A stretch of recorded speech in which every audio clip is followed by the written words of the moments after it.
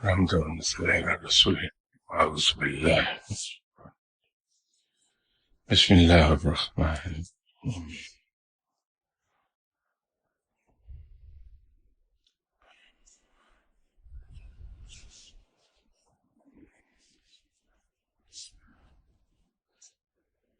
ہمارے یہاں عام طور پہ ایک سوال پوچھا جاتا ہے کہ سالک میں اور مجذوب میں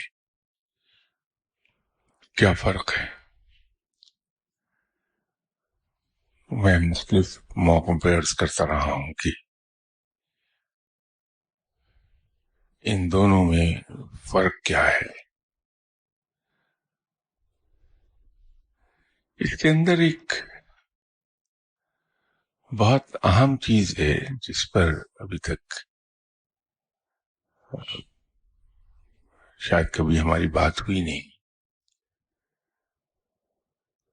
کیا چیز ہے جو کسی کو مجذوب کر دیتی ہے اور کچھ لوگ سالک رہ جاتے ہیں.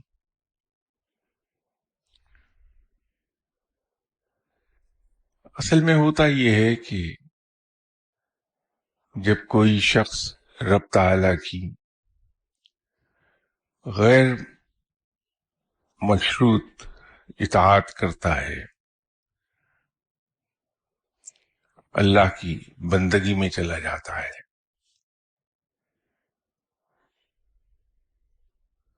تو رب اس سے راضی ہوتا ہے اور اس پر اپنا فضل و کرم کر دیتا ہے، اس کو علم عطا فرما دیتا ہے، مومن کی سی فہم و فراست عطا فرما دیتا ہے. اور اسرار کائنات میں ایک حد تک سیر کراتا ہے. ایک حد تک میں اس لیے عرض کر رہا ہوں کہ ما سوائے آپ صلی اللہ علیہ وسلم کے کسی کو یہ نصیب نہیں ہوا کہ وہ اسرار کائنات کو پورے کا پورا دیکھ سکے اور اسرار الہی کا مشاہدہ کر پائے.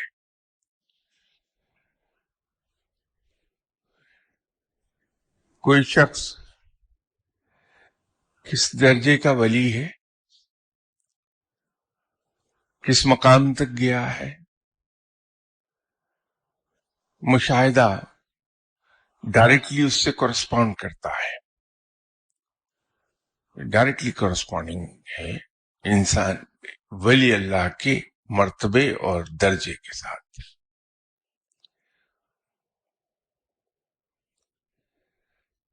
جب اللہ تعالیٰ مہربانی فرماتا ہے کہ اپنے کسی بندے کو اپنے اسرار کائنات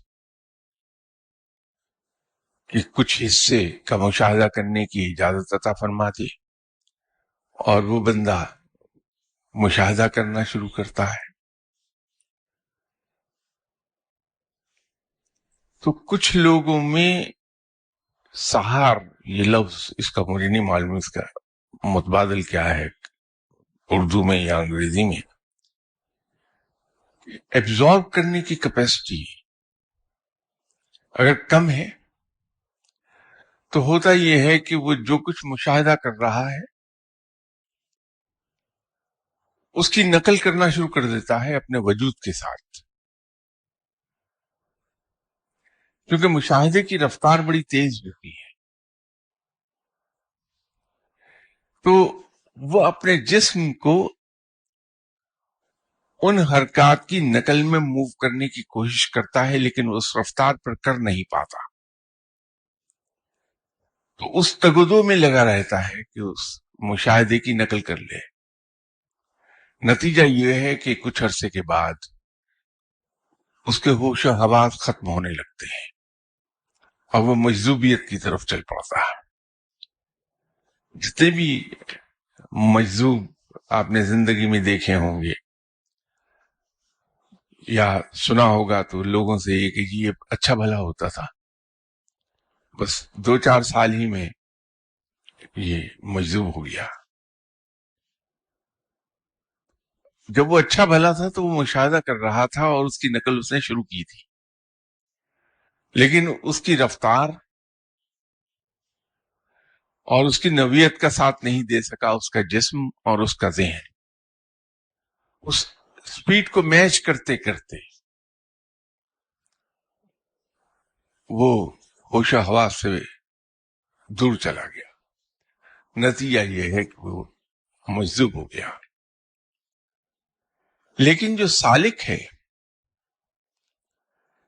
یہ مشاہدہ کرتا ہے اور اس کو ایبزارب کرتا ہے، خاموشی سے دیکھتا ہے چیزوں کو، اس کی نکالی نہیں کرتا، اس کو اپنی ذات پر اپلائی کرنے کی کوشش نہیں کرتا، یہ دوسری چیزوں پر اپلائی کرنے کی کوشش نہیں کرتا۔ نتیجہ یہ ہوتا ہے کہ وہ آگے بڑھتا چلا جاتا ہے، اس کے علم میں وسعت آتی، کیونکہ مشاہدے سے علم بڑھتا ہے۔ جو جو وہ مشاہدہ کرتا چلا جائے گا تو اس کا علم بڑھتا جائے گا، اور اس میں زیادہ رول عام طور پر مرشد کا ہوتا ہے کہ اگر انسان کے مرشد، گائیڈ، استاد، جو بھی آپ انہیں کہنا چاہیں، اگر وہ مضبوط ہیں،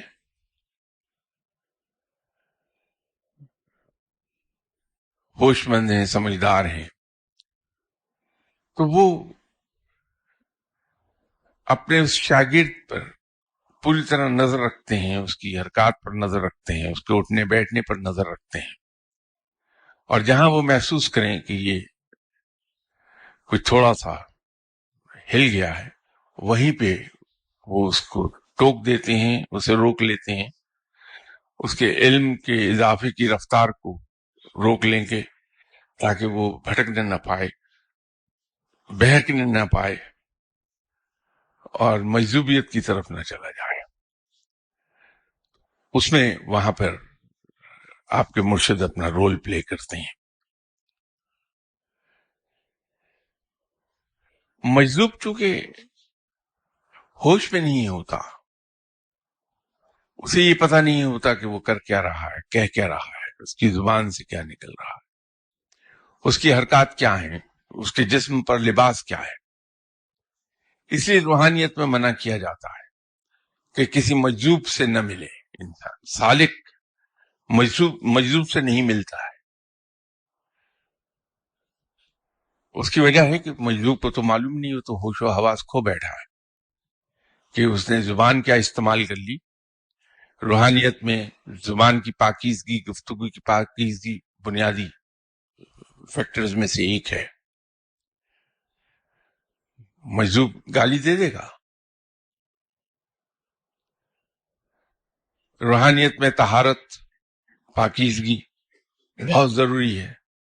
جسم کی صفائی، کپڑے کی صفائی، لباس کی صفائی، سوچ کی صفائی، ذہن کی صفائی، زبان کی صفائی، آنکھ کی صفائی، یہ بہت اہم فیکٹرز ہیں۔ اس کے بغیر انسان علم لدنی حاصل نہیں کر سکتا، یہ پیدا کرنی پڑتی ہے۔ تو وہ تو مجذوب ہے، اس کے ہوش نہیں ہے اپنے جسم کی صفائی کا، لباس کی صفائی کا، زبان کی صفائی کا، آنکھ کی صفائی کا، سوچ کی صفائی کا۔ تو سالک جب اس سے مل کر بیٹھے گا تو بقول حضرت علی کے کرم اللہ وجہہ کے کہ انسان اپنی صحبت سے پہچانا جاتا ہے، تو اس پر بھی اثرات آ جائیں گے۔ اس لیے سالک کو منع کیا جاتا ہے کہ مجذوب کے پاس مت جاؤ، اس سے مت ملو۔ سالک بہرحال مجذوب سے اوپر کے درجے پر ہوتا ہے،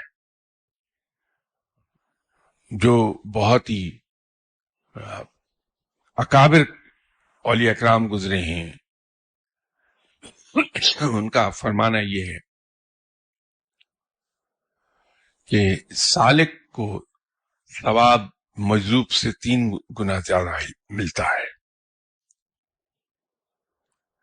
سالک کا درجہ اس لحاظ سے بہت بلند ہے۔ آپ جب کسی مرد کامل سے جا کے ملیں گے، اپنے مرشد صاحب سے ملیں گے، تو آپ کے مرشد آپ کو ایک بات کی تلقین کرتے دکھائی دیں گے.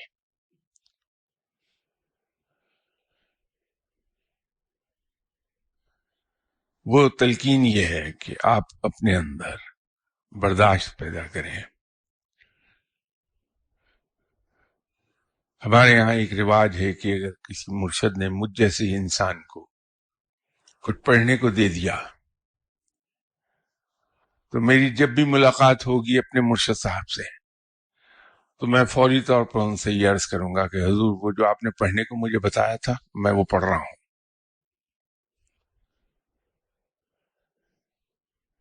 یہ روٹین میں ہم کہتے چلے جاتے ہیں.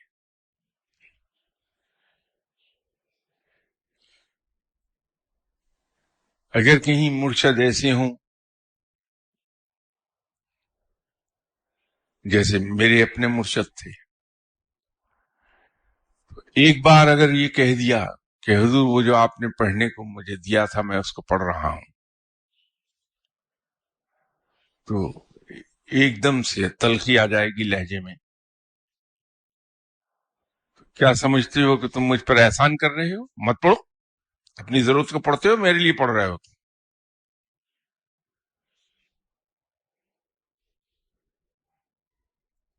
میں اگر کسی مزار پہ گیا اور میں نے کہا کہ حضور آپ کا میں نے سلام عرض کر دیا تھا، میں نے آپ کی طرف سے فاتحہ پڑھ دی، مجھ پہ احسان کیا ہے، ثواب بھی تو تم نے کمایا ہے، مجھے کیا بتاتے ہو؟ یہ جواب آئے گا پہلی مرتبہ میں. وہ اس وقت تو برا لگتا ہے انسان کو، لیکن بعد میں جب انسان سوچتا ہے 20 سال بعد 25 سال کے بعد تو پتہ چلتا ہے کہ یہ تو بڑی زبردست تربیت ہو رہی تھی میری، کہ میرے اندر ایک برداشت پیدا کی جا رہی تھی کہ میں کسی کے لیے اگر کچھ کروں یا میں عبادت کروں تو اس کا اظہار نہ ہونے دوں. میں اگر اللہ کرم کر دے کسی پر، اس کے مرشد کی طفیل، مرشد کی جوتوں کے طفیل ایسا علم عطا کر دے رب تعالی کہ اس کو سیر حاصل ہو جائے، کشف حاصل ہو جائے، اسے روحانیت میں فتح بھی کہتے ہیں. کشف کو فتح کے نام سے یاد کیا جاتا ہے، روحانیت میں یہ ٹرم یاد رکھیے گا. تو اگر فتح حاصل ہو گئی انسان کو تو سیر کی کسی جگہ کوئی چیز سمجھ نہیں آئی، یہ غلطی کر لی کہ مرشد صاحب سے جا کے پوچھ لیا اور مرشد صاحب ہوئے میرے مرشد صاحب جیسے،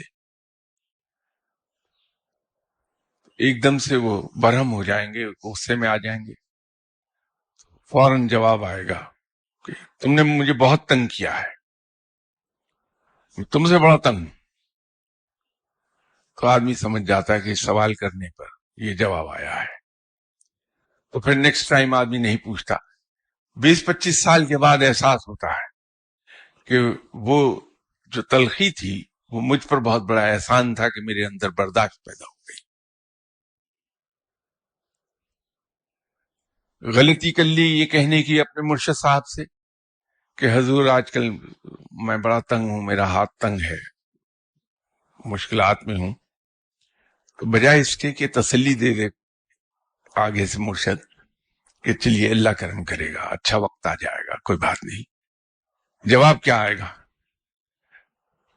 اچھا وقت گزارنے کے لیے تم سے، اب برا وقت تمہاری جگہ کوئی اور گزارے گا، چلو.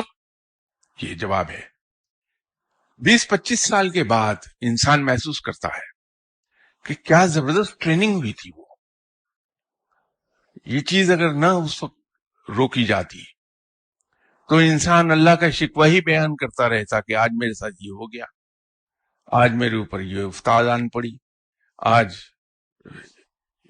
میرے بچے کو یہ تکلیف ہو گئی، میری بیٹی کو یہ ہو گیا، میری والدہ کو یہ ہو گیا، میری بہن کو یہ ہو گیا. وہ سب روحانیت کے سٹینڈرڈ پر اگر جا کے دیکھیں گے تو جب میں کسی شخص سے کہتا ہوں کہ دیکھیے میں 3 دن سے بھوکا ہوں، رازق میرا رب ہے، پالنے والا میرا رب ہے، میں کہہ کیا رہا ہوں اس رب کے بارے میں کہ مجھے 3 دن سے اس نے بھوکا رکھا ہوا ہے، جو ساری عمر اتنی آسائش کے ساتھ مجھے پالتا رہا. جب میں یہ کہہ رہا ہوں کہ مجھے بیماری نے آن گھیرا، بڑی سخت تکلیف میں ہوں، تو جو رب مجھے اتنا لمبا عرصہ زندگی میں لوہے کا بنا کر اس نے رکھا کہ نہ کوئی بیماری میرے قریب آئی، نہ کسی زخم نے مجھے کچھ کبھی کہا. اب اگر میں 4 دن سے بیماری میں آ گیا تو کیا میں یہ شکوہ نہیں کر رہا؟ اس لمبے عرصے کو میں یاد نہیں رکھتا جو مجھے رب نے اتنا صحت مند رکھا کہ دنیا رشک کرتی تھی. 4 دن کی بیماری پر ہائے ہائے کر رہا ہوں. تو یہ مرشد کی تربیت ہے کہ کس انداز میں مرشد نے آپ کی تربیت کر دی، وہ پھر لیٹر آن آپ کو شکر گزاری میں لے کے جاتی ہے، نہ شکر گزاری سے دور کر دیتی ہے. شکر گزاری کا تقاضا یہ ہے کہ جس رب نے اتنا عرصہ مجھے اچھے حال میں رکھا، اگر 2 دن میں تکلیف میں آ گیا تو میری زبان سے اف نہ نکلے. یہ شکر گزاری کا تقاضا ہے.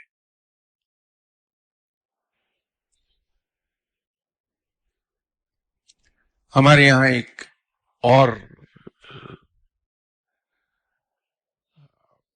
غلط فہمی یا خوش فہمی موجود ہے. آپ لوگ تو بہرحال پڑھے لکھے اور سمجھدار لوگ ہیں، لیکن مجھ جیسے جو ان پڑھ لوگ ہیں، امی ہیں، مجھے یہ خیال آتا ہے کہ دیکھیے ملک کے حالات خراب ہیں تو جو صاحب ڈیوٹی ہے وہ اپنا رول کیوں نہیں ادا کرتا کہ وہ حالات کو ٹھیک کر دے. انڈیا کے ساتھ جنگ لگی ہے، کیا ضروری ہے کہ ہماری توپیں وہاں گولہ باری کریں؟ تو ولی اللہ کیوں نہیں ادھر کو نگاہ کرتا اور ان کو جلا کے بھسم کر دیتا انڈین آرمی کو؟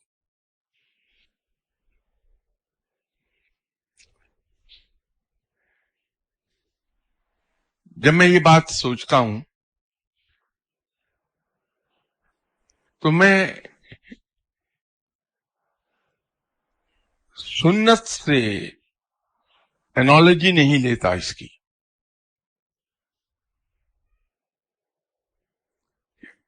آپ صلی اللہ علیہ وسلم سے زیادہ ما سوائے رب کے اور کوئی صاحب تصرف نہیں ہے.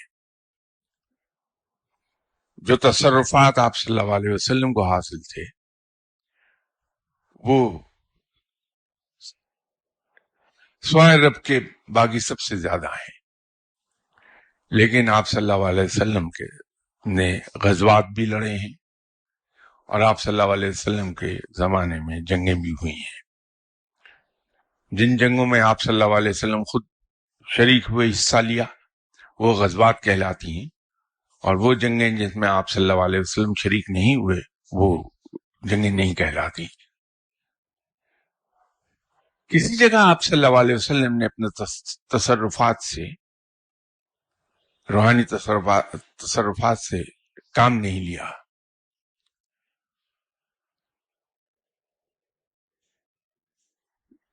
اس کی وجہ بڑی دیر میں جا کے سمجھ آئی کہ کیا ہے. ہوتا یہ ہے کہ ایک ولی اللہ بشر ہے، وہ عالم بشریت میں ہے، زندہ ہے.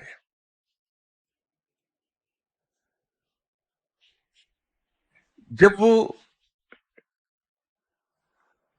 کسی تصرف کو استعمال کرتا ہے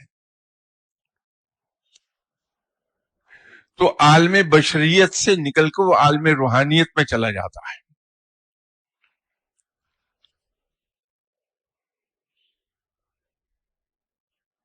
تو عالم روحانیت کی تصرفات کو عالم بشریت میں استعمال نہیں کر سکتا. اور آج ایک نقطہ یہ بھی کلیئر ہو جائے گا کہ یہ کیوں کہا جاتا ہے کہ کرامت دکھائی نہیں جاتی، سرزد ہوتی ہے. کرامت دکھانے والا فقیر ذلیل و خوار ہو جاتا ہے. اس کی وجہ یہ ہے کہ عالم بشریت میں عالم روحانیت کے کسی فعل کو دخل دے کر سوائے ذلت کے کچھ نہیں ملے گا. تو عالم روحانیت کے تصرفات کو عالم بشریت میں استعمال نہیں کیا جا سکتا. یہی وجہ ہے کہ جو آج لوگ زندہ ہیں،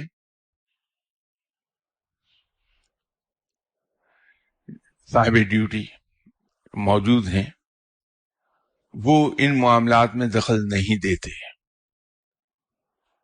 اور نہ دخل دیں گے کبھی. اس لیے کہ اگر یہ کام کر لیا تو پھر اس کا نام لسٹ میں سے کٹ جائے گا، پھر وہ ولی اللہ نہیں رہے گا.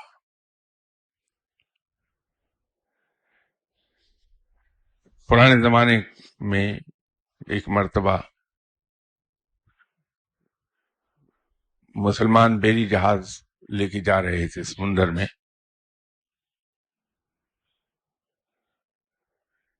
کہ مخالفین نے اس جہاز پر حملہ کر دیا. مسلمان اپنی ہمت اور استطاعت کے مطابق لڑ رہے تھے، لیکن لگتا یوں تھا کہ شاید مخالفین غالب آ جائیں گے.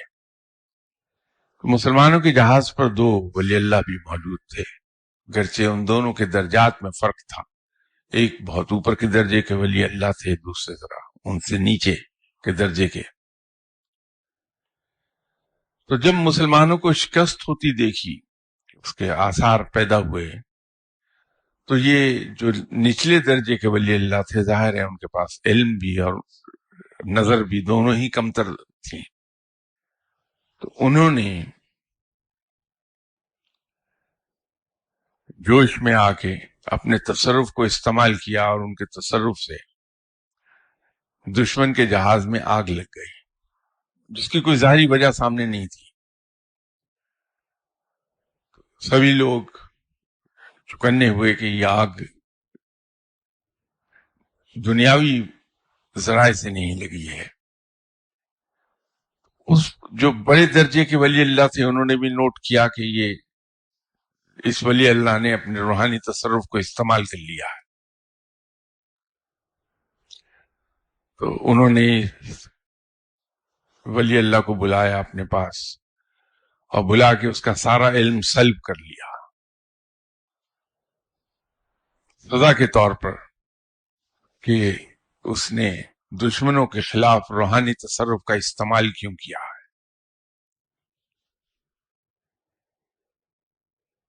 روحانیت کی دنیا بالکل علیحدہ دنیا ہے. یہاں عقل سے نہیں پہنچا جا سکتا، نہ عقل سے چلا جا سکتا ہے. عقلی دلائل اور عقل کے تقاضے کچھ اور کہتے ہیں، لیکن عالم روحانیت کے قوانین اور قواعد کچھ اور کہتے ہیں. تو اگر میں کبھی عقل کے زور پر اس دنیا میں پہنچنے کی کوشش کروں گا تو سوائے ناکامی کے کچھ نہیں آئے گا.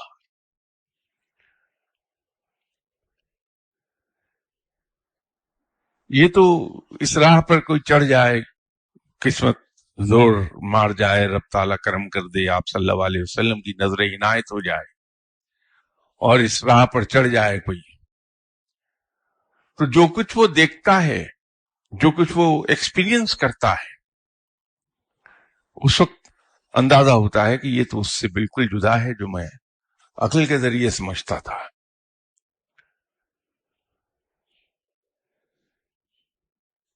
اگر میں یہ عرض کروں کہ ولی اللہ تو مجھ جیسے گناہگار آدمی سے زیادہ مجبور ہوتا ہے، اس لیے کہ اس کو قواعد نے باندھا ہوا ہے، وہ دائیں بائیں جا ہی نہیں سکتا. گناہگار میں آزاد ہوں بحیثیت گناہگار شخص کے، لیکن وہ بندھا ہوا ہے، وہ ہلے گا نہیں اپنی جگہ سے، لوگ کچھ ہی کہتے رہیں۔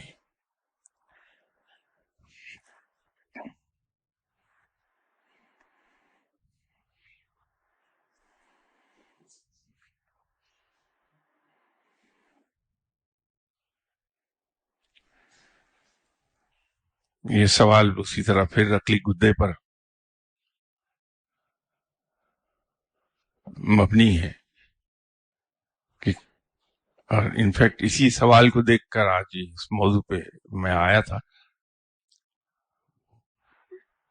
ایک عجیب و غریب خامی میں مبتلا ہوں میں کہ اگر میں پہلے سے سوچ کے کسی موضوع پہ بات کروں تو بات ہوتی ہی نہیں ہے۔ ٹی وی پروگرام تھا ایک، میں نے غلطی کی کہ میں نے پوچھ لیا پروڈیوسر سے کہ اس پروگرام کا موضوع کیا ہوگا، اس کی تیاری کی، پتہ یہ چلا کہ میں وہاں گونگوں کی طرح بیٹھا ہوں، بول نہیں سکتا۔ تو اس دن کے بعد سب سے منع کیا ہوا ہے کہ مجھے موضوع کبھی نہ بتائیے گا۔ وہ سوال شروع کر دیتے ہیں، بول پڑتا ہوں، یہ کمزوری ہے میری، اس لیے شاید کبھی میں نے امتحان تیاری کر کے دیے ہی نہیں۔ یہ کلاس 1 سے لے کے جہاں تک بھی پڑھا میں، نہ اسکول کالج یونیورسٹی سے آگے کبھی پڑھا اور نہ پڑھ کے کبھی امتحان دینے گیا۔ وہ اور بات ہے کہ والدہ کے چپل دھڑ دھڑ پڑتے تھے اس بات پہ کہ فیل ہو جانا ہے تم نے، تو اللہ نے عزت رکھ لی، فیل ہوا نہیں، نکلتا ہی گیا۔ تو تیاری کر کے بولتا نہیں، اس لیے جب میں یہاں آ کے آپ سے سلام کرتا ہوں تو مجھے کوئی آدھا منٹ لگتا ہے کہ کس موضوع پہ زبان کھولی جائے۔ تو اس سوال کو دیکھ کے آج یہ مجھے عقلی گدے والی بات سمجھ آئی تھی۔ سوال یہ ہے کہ کیا یہ حقیقت ہے کہ جب تک کسی بزرگ کو عالم بیداری میں آپ صلی اللہ علیہ وسلم کی زیارت نہ ہو جائے تب تک وہ ولایت کے منصب پر فائز نہیں کیا جاتا؟ ضروری نہیں ہے۔ آپ صلی اللہ علیہ وسلم کی ذات مبارکہ اتنی مہربان ہے، آپ صلی اللہ علیہ وسلم اگر کسی گناہ گار پر، خواہ وہ کتنے گناہ گار کیوں نہ ہو، مجھ جیسے ہی کیوں نہ ہو، اگر کبھی نظر عنایت فرما دیں تو ویسی ولی اللہ ہو جائے گا۔ انہی کا دوسرا سوال ہے کہ ولی اللہ کے کندھے پر جو مہر ولایت لگتی ہے وہ روحانی طور پر لگتی ہے یا ظاہری طور پر بھی نظر آتی ہے؟ یہ ویزیبل ہوتی ہے، اور جسم میں چونکہ تبدیلیاں واقع ہوتی رہتی ہیں، جو سکن کے نیچے سیلز ہیں وہ ڈیڈ ہوتے رہتے ہیں، نئے بنتے رہتے ہیں، تو 20-25 سال تک تو دکھائی دیتی رہتی ہے مدھم سے۔ شروع میں بہت تیز ہوتی ہے، پہلے 10 سال 15 سال، لیکن پھر وہ وقت کے ساتھ ساتھ مدھم ہونے شروع ہو جاتی ہے، لیکن ظاہری طور پر ویزیبل ہوتی ہے۔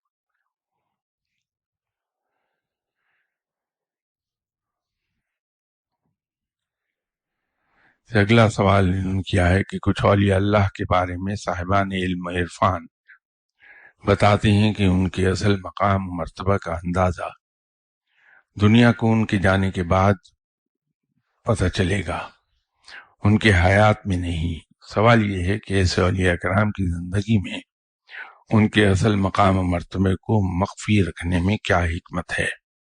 یہ نہیں ہے بات۔ یہ لوگ جن کے مقام کا ان کی دنیاوی زندگی میں پتہ نہیں چلتا لوگوں کو، یہ عام طور پر بلند مرتبہ اولیاء کرام ہوتے ہیں۔ ان میں سہار اور برداشت، ایبزارپشن کی قوت اتنی زیادہ ہوتی ہے کہ وہ اپنے مرتبے کی طرف دھیان ہی نہیں دیتے، جب دھیان نہیں دیتے تو ان کی زبان پر وہ بات آتی نہیں۔ اس طرح کے دوسرے اولیاء کرام کو اجازت نہیں ہوتی کہ وہ کسی کا بھید کھولیں.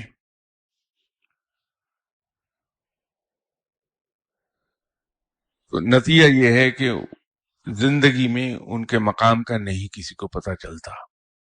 دنیا سے جب چلے جاتے ہیں تو خواب میں لوگوں کو ان سے ملاقات ہوتی ہے تو وہ اپنا مقام کسی کو بتا دیں گے, وہ آگے پھر پھیلا دے گا. تو یوں ان کے جانے کے بعد مقام کا پتہ چلتا ہے. وہ صرف ان کے بلند مرتبہ ولی ہونے کی ایک نشانی ہے کہ بہت بلند مقام کو پہنچے تھے. یہ بالکل اس طرح سے ہے کہ ایک پہاڑی نالا, اس میں پانی کی گہرائی بمشکل 2-3 انچ ہوتی ہے, 4 انچ ہوتی ہے, بہت تیز ہوتا ہے اور اس کے بہنے کا شور بہت ہوتا ہے, بڑی دور سے پانی کے بہنے کی آواز آتی ہے. ندی بہتی ہے, اس کا شور اتنا نہیں ہوتا جتنا کسی پہاڑی نالے کا. دریا سکون سے بہ رہا ہوتا ہے, بہت ہلکی آواز پیدا ہوتی ہے. سمندر جس میں سبھی دریا جا کے گرتے ہیں وہ خاموش ٹھہرا ہوا ہوتا ہے. تو جتنا زیادہ کسی ولی اللہ کے پاس علم ہوگا, جتنے بڑے بلند مرتبہ پر ہوگا, وہ اتنا ہی بے پرواہ ہوتا ہے اپنی ان تمام چیزوں سے کہ میرے بارے میں دنیا جانے کہ میں کیا ہوں. وہ سمندر کی طرح ہر چیز کو اپنے اندر چھپا لے گا.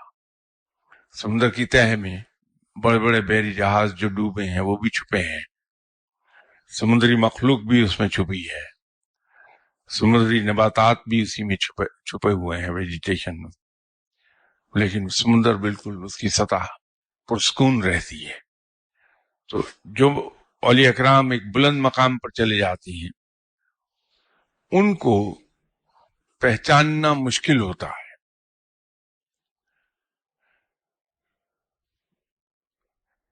اگر کوئی بلند مقام کا ولی اللہ ہے, اسے کشف کے ذریعے پتہ چل گیا کہ آج رات عید کا چاند طلوع ہو جائے گا,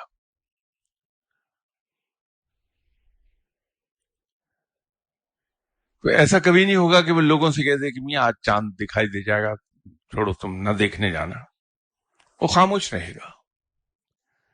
بلکہ جب چاند دیکھنے کے لیے دوسرے لوگ کھڑے ہوں گے میدان میں یا کسی اونچی جگہ پر, تو ان عام لوگوں کے ساتھ مل کر وہ چاند کو دیکھے گا. اس کا مطلب یہ نہیں کہ اس کو کشف جھوٹا ہوا تھا خدا نخواستہ, بلکہ وہ ظاہری مشاہدہ بھی کرنا چاہتا ہے.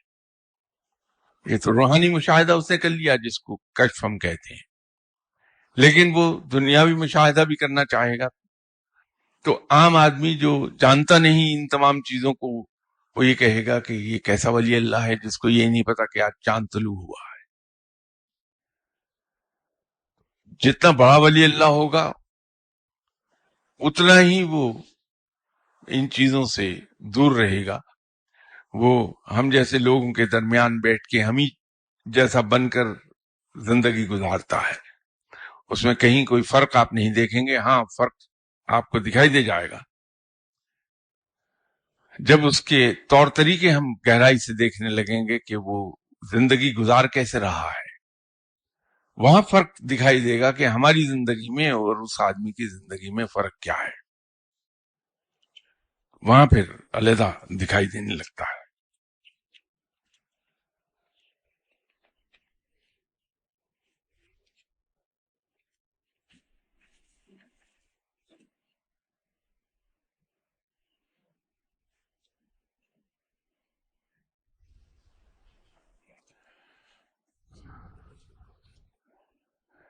ایک سوال انہی صاحب نے کیا ہوا ہے کہ کیا حضرت خضر علیہ السلام اور حضرت الیاس علیہ السلام پر ولی اللہ کی مختلف ڈیوٹی سر انجام دینے میں معاونت کرتے ہیں؟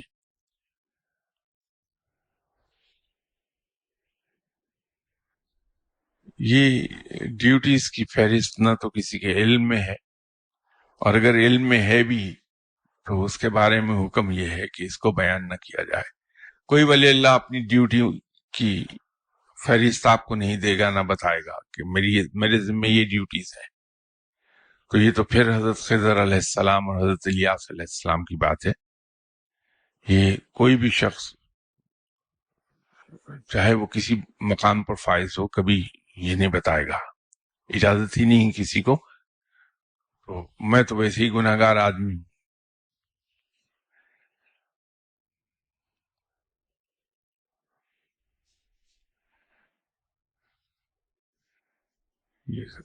سدرۃ المنتہا کے قریب واقع وائٹ بلڈنگ کے بارے میں کچھ بتائیے.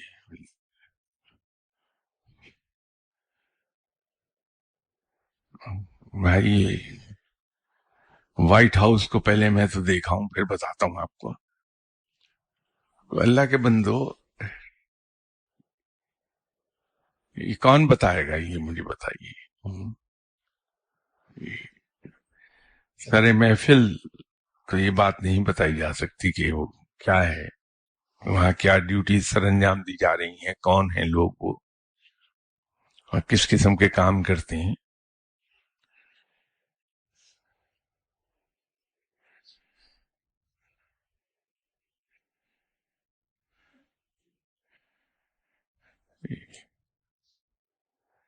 یہ تیسرا سوال بھی کچھ ایسا ہی ہے، کیا عرش کے 9 درجے یا منزلیں ہیں، اس کی وضاحت کر دیں.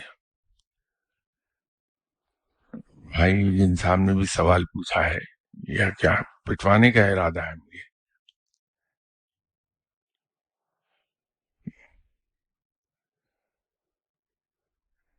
یہ البتہ ایک سوال ایسا ہے جس کا جواب محفل میں دیا جا سکتا ہے. کہا جاتا ہے کہ روحانیت میں بلند ترین مقام مقام ابد ہے، جو بہت کم اولیاء کرام کو عطا ہوا. مقام ابد کیا ہے اور کون کون سے اولیاء اللہ اس مقام کو پہنچے؟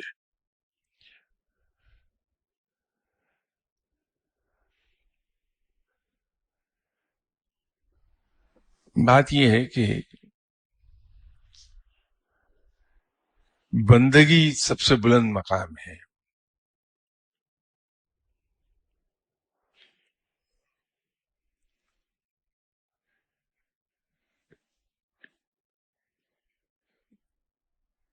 اور بندگی اس چیز کا نام ہے کہ انسان اپنے آپ کو مٹا دے، اپنی سوچ کو مٹا دے،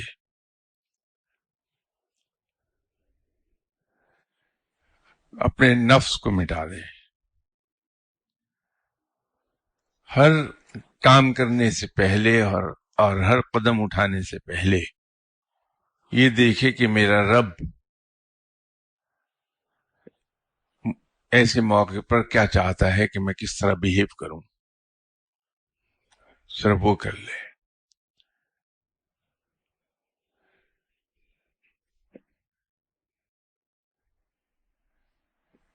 یہ اصل میں توکل کا اعلیٰ ترین مقام تفویض کا مقام ہے. یہ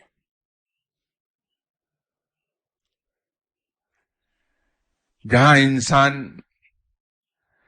کے ارادے اللہ کے ارادوں کے ماتحت ہو جاتے ہیں، جہاں انسان کے افعال اللہ کے احکامات کے مطابق ہو جاتے ہیں. دوسرے لفظوں میں یوں کہیے کہ انسان بندگی میں فنا فی اللہ ہو جاتا ہے. وہ مقام میں ابد ہے، اور اولیاء اللہ میں کم از کم میرے علم میں نہیں کہ کوئی اس مقام کو جا سکا ہو.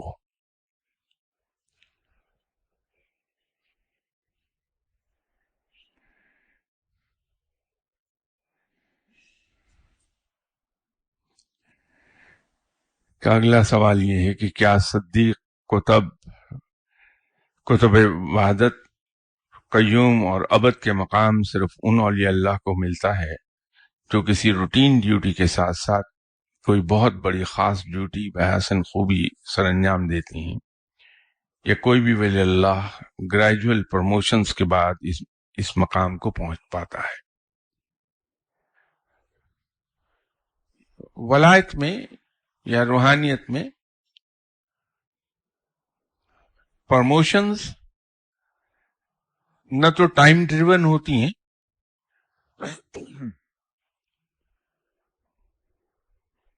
اور نہ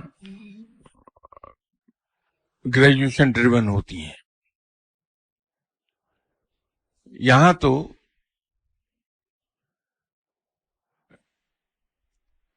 روحانیت میں جتنی پروموشنز ہیں وہ سب کی سب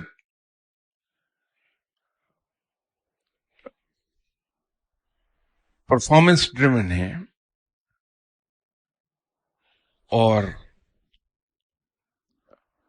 اللہ کی اطاعت کوئی کس طرح کرتا ہے اس پر مبنی ہے۔ اولیاء کرام تو تلوار کی دھار پر چل رہے ہوتے ہیں،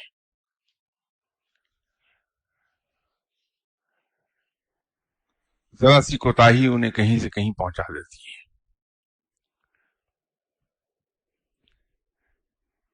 جو آدمی رب تعالیٰ کی بندگی کی شرائط پوری کرتا ہے اور انسانی حد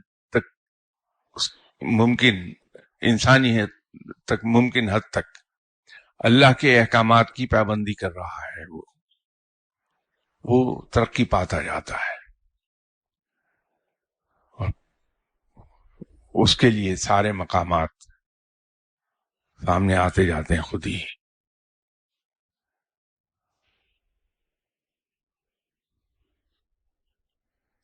آپ صلی اللہ علیہ وسلم کے دربار خاص میں کیا ہر ولی اللہ کی نشست مخصوص اور مقرر ہوتی ہے یا جگہ تبدیل ہوتی رہتی ہے؟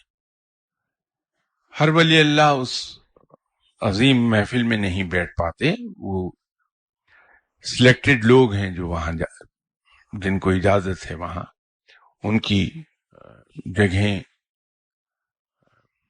مخصوص ہیں، اور کوئی اگر ولی اللہ اوپر کے درجات میں چلا جاتا ہے تو اس کی نشست آپ صلی اللہ علیہ وسلم کے قریب ہوتی چلی جاتی ہے۔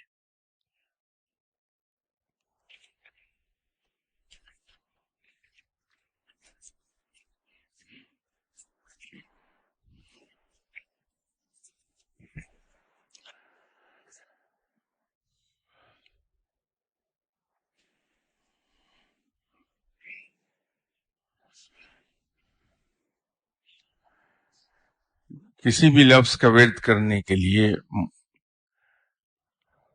مرشد یا صاحب علم سے اجازت لینا پڑتی ہے۔ کیا صحابہ کرام بھی آپ صلی اللہ علیہ وسلم سے کسی لفظ کا ورد کرنے سے پہلے اجازت لیا کرتے تھے؟ بات یہ ہے کہ وہ صحابہ کرام سبھی آپ صلی اللہ علیہ وسلم ہی کے شاگرد تھے، آپ ہی کی تربیت یافتہ تھے۔ آپ کی تو صحابہ کرام کے تمام افعال آپ صلی اللہ علیہ وسلم کی تربیت کے تحت تھے۔ وہ ولایت کا مقام تو بہت پیچھے رہ گیا تھا، صحابی کا مقام تو بہت بلند ہے۔ تو اگر کوئی یہ پوچھے کہ ایم اے کے اسٹوڈنٹ کو کیا کے جی کلاس کے بچے کی طرح واش روم تک جانے کے لیے ٹیچر سے اجازت لینی پڑتی ہے؟ صحابی کا مقام بہت بلند ہے، بہت بلند ہے، اور وہ اتنے صاحب نظر تھے اور ان کی عبادات اتنی اخلاق سے پر تھیں کہ جتنی بھی جو بھی عبادت انہوں نے کی وہ بہت ہے۔ تو اس لیے وہاں یہ سوال شاید فٹ نہ بیٹھے کہ وہ مرشد سے اجازت لیتے تھے کہ نہیں۔ یہ اس کا سوال کا جواب تو میں نے پہلے عرض کیا تھا، میرے خیال 2 سنڈیز پہلے، کہ ولایت کیا موروثی ہو سکتی ہے، بلکہ شاید 1 سنڈے پہلے. تو مرشد اپنی خلافت کیا اپنے بیٹے ہی کو دے گا، یا رب جس کا چہرہ مرشد کو دکھا دیں اس کو خلافت مل جاتی ہے؟ اس میں وراثت نہیں ہے بھائی، اس میں اعمال اور اخلاص کو دخل ہے. اسی لیے بہت سے ایسے اولیاء اکرام گزرے ہیں جنہوں نے اپنی خلافت ان لوگوں کو دے دی جو ان کے پاس کبھی آئے بھی نہیں تھے. اس میں وراثت نہیں ہے. اپنے مرشد کی زندگی کے بعد جس کو وہ خلافت عطا کریں، کیا آگے ان سے بھی دعا کرائی جا سکتی ہے، یا اپنے ہی مرشد سے روحانی رابطہ قائم کیا جائے؟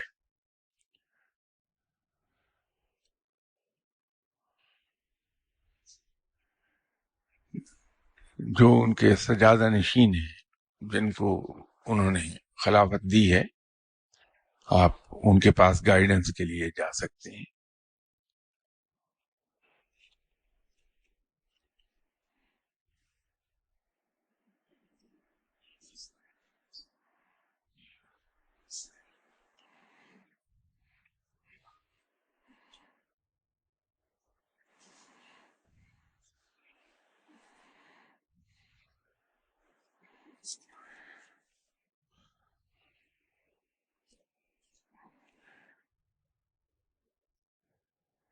یہ انسان میں سوال لکھا ہے کہ قرآن مجید کی کافی سورہ میں حضرت موسیٰ علیہ السلام کا ذکر ہے، اس کی کوئی خاص وجہ ہے یا میں نے ہی ایسا محسوس کیا ہے؟ نہیں، وہ حضرت موسیٰ علیہ السلام کا ذکر زیادہ اس لیے آیا ہے کہ مختلف حوالوں سے بنی اسرائیل کا ذکر قرآن میں جگہ جگہ ہے. کہیں عبرت کے لیے ہے، کہیں ان کے واقعات ہیں، کہیں ان کے رویوں کی وجہ سے. جہاں بنی اسرائیل کا ذکر آیا، قوم یہود کا ذکر آیا ہے، وہاں لامحال حضرت موسیٰ علیہ السلام کا ذکر بھی آیا ہے. تو اس وجہ سے وہ لگتا ہے کہ ذکر زیادہ آیا. یہ اگلا سوال، اس کا ایک تھوڑا سا حصہ میں نے عرض کرنے کی کوشش تو کی تھی. قرآن مجید کی زیادہ تر سورہ کا اختتام حرف نون الف یا اللہ کے کسی نام پر ہوتا ہے، اور زیادہ تر آیت کا اختتام بھی حرف نون الف یا اللہ کے نام سے ہوتا ہے. اس کی کوئی خاص وجہ ہے؟ یہاں بھی کوئی 5-6 اتوار پہلے میں نے عرض کیا تھا کہ ایک حدیث متواتر ہے، اور حدیث متواتر اس کو کہا جاتا ہے کہ جس چیز کو آپ صلی اللہ علیہ وسلم نے بار بار یا متعدد بار فرمایا ہو اس کو حدیث متواتر کہتے ہیں. تو حدیث متواتر ایک یہ ہے کہ رب تعالیٰ نے قرآن کو 7 حروف پر اتارا. تو میں نے ان 7 حروف کے بارے میں ذکر کیا تھا کہ 7 حروف وہ کیا ہیں، جیسے حرف رسالت ہے، حرف نبوت ہے، حرف روح ہے، حرف آدمیت ہے، حرف علم ہے، حرف روح ہے، حرف قبض ہے، حرف بسط ہے. یہ 7 حروف ان حروف پر اتارا ہے. ان میں سے ہر حرف کی آگے 366 قسمیں، ہر حرف کی 366 قسمیں ہیں. ان کے اپنے اثرات ہیں. پھر جو زیر زبر پیش جو اعراب ہیں ان کے اثرات ہیں. اعراب کا تعلق ہر حرف سے علیحدہ علیحدہ ہے، کہ جیسے پیش ہے اس کا تعلق حرف رسالت سے ہے، زبر کا ताल्लुक हर्फ नबूवत से है, हर्फ सॉरी जेर का ताल्लुक हर्फ आदमियत से है। उसके बाद जितने भी हरूफ हैं उनके असरात हैं। यहाँ उसी लेक्चर में मैंने अर्ज किया था कि जो हरूफ मक़तात हैं वो लौह महफूज पर लिखे हुए हैं, वो सरयानी जुबान में है। वो मैंने ऐसे मिसाल के तौर पे कहा था कि जो स्वाद है उसका जो गोल हिस्सा है उसके एक कोने से दूसरे कोने तक अगर देखें वो इतना तवील है कि वो एक दिन की मसाफत पर में तय होता है। ये सब बातें यहां मैंने अर्ज की थी। लोग मुझसे एहतजाज करने लगते हैं और खासा शिद्दत का एहतजाज करते हैं कि एक ही बात को दोबारा आप क्यों दोहराते हैं। तो इस किस्म की जो चीजें जो पहले बयान हो चुकी हैं, अगर यहाँ आप साबिर साहब से या टीपू साहब से रिक्वेस्ट कर दें कि उसका अगर आप नहीं सुन सके तो उसको उतना हिस्सा रिकॉर्ड करके आप सीडी दे दें, वो बगैर किसी मुआवजे के अवेलेबल है। यहाँ इस जगह कोई चीज बिकती नहीं है, सब चीजें फ्री अवेलेबल होती हैं। आप ले लीजिए, उसको सुन लीजिए चला के, तो दूसरे एहतजाज नहीं करेंगे।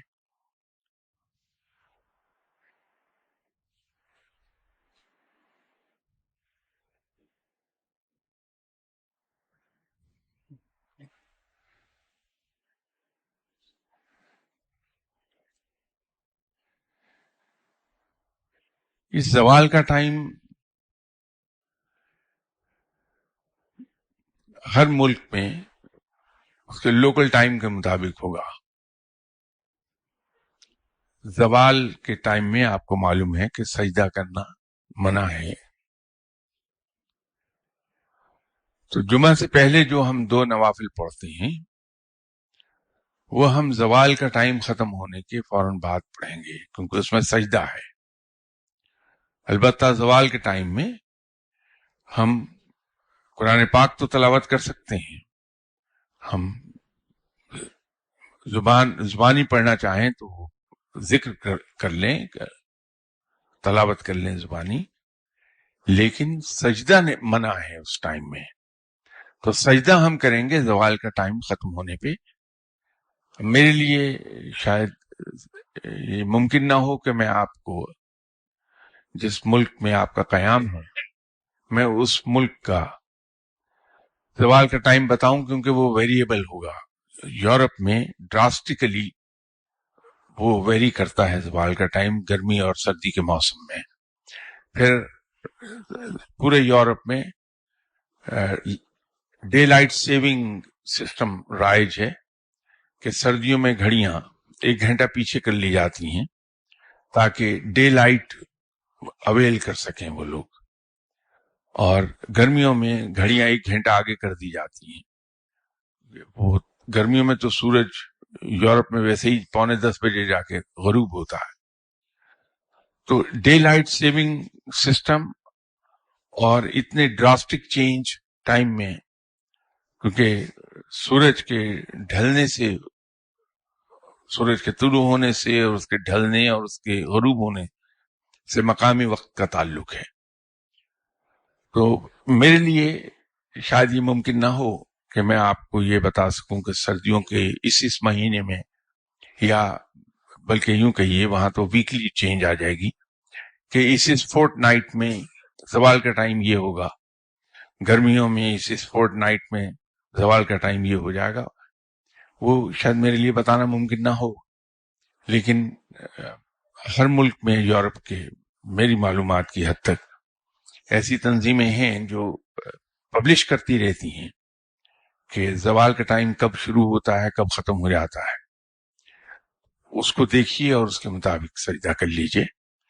ये गालिबन आप शायद उस वजह से आपने ये सवाल पूछा है कि जुमे के दिन एक सात ऐसी आती है جس کے بارے میں اولیاء اکرام یہ کہتے ہیں کہ اس کی ڈیوریشن اتنی بریف ہے جتنی رکوع سے سیدھا کھڑے ہونے تک کا وقفہ ہے. جو ٹائم لگتا ہے حالت رکوع سے حالت قیام میں پوری طرح جانے میں، وہی ٹائم ہوتا ہے. اس میں دعا ضرور قبول ہوتی ہے. آپ صلی اللہ علیہ وسلم کے زمانے میں یہ ساعت عام طور پر جمعے کی آخری ساعت ہوا کرتی تھی. وہ وقت کی گردش کی وجہ سے پیچھے شفٹ ہوتی گئی حتیٰ کہ اول ساعت میں آ گئی جمعے کی. پھر وہ اس کا سفر واپس شروع ہو جاتا ہے. ہوتا یہی ہے کہ یہ کہا جاتا ہے کہ وہ ساعت زوال کا ٹائم جب ختم ہوتا ہے یا تو فوراً بعد آتی ہے وہ ساعت، یا زوال کا ٹائم شروع ہونے سے فوراً پہلے آ جاتی ہے، لیکن اس کی ڈیوریشن بہت بریف ہوتی ہے. تو شاید آپ نے سوال اس نقطہ نظر سے پوچھا، معاف کیجیے گا، اس کا بڑا اچھا حل ہے.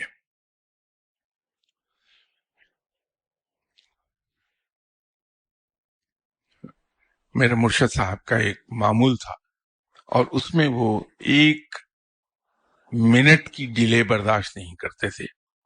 صرف میری وجہ سے ایک بار وہ 3 منٹ لیٹ ہوئے تھے تو انہوں نے مجھے شام کو کہا کہ میاں آج زندگی میں پہلی اور آخری بار میں مسجد میں پہنچنے میں 3 منٹ لیٹ ہو گیا. وہ جمعے کے روز مسجد میں 12 بجے جا کے بیٹھ جاتے تھے. عام طور پر گرمیوں میں 12:15 بجے زوال ختم ہوتا ہے لاہور میں، اور سردیوں میں 12 بجنے میں 5 منٹ 3 منٹ اس طرح کا ٹائم ہوتا ہے. وہ 12 بجے جا کے بیٹھتے تھے. جو ہی زوال کا ٹائم ختم ہوا وہ ایک دم کھڑے ہو جاتے تھے اور 2 نوافل ادا کر لیتے تھے، پھر ذکر ہوتا رہتا تھا. تو آپ بھی وہ روٹین اپنا لیجئے کہ جمعے کی نماز کے لیے آپ بیٹھ جائیے. گھر میں خواتین تو گھر میں بیٹھ پائیں گی، یا اگر مسجد میں، بلکہ ہالینڈ سے ہے یہ، ہالینڈ میں مسجد میں میرے علم میں ہے، روٹرڈیم میں بھی اور ایمسٹرڈیم میں بھی مساجد میں خواتین کے لیے علیحدہ سے جگہ مختص ہے. تو وہاں جا کے 12 بجے بیٹھ جائیے اور جو ہی زوال ختم ہو 2 نوافل پڑھیے، دعا مانگیے، وہ 7 کو انشاءاللہ پکڑ لیں گے.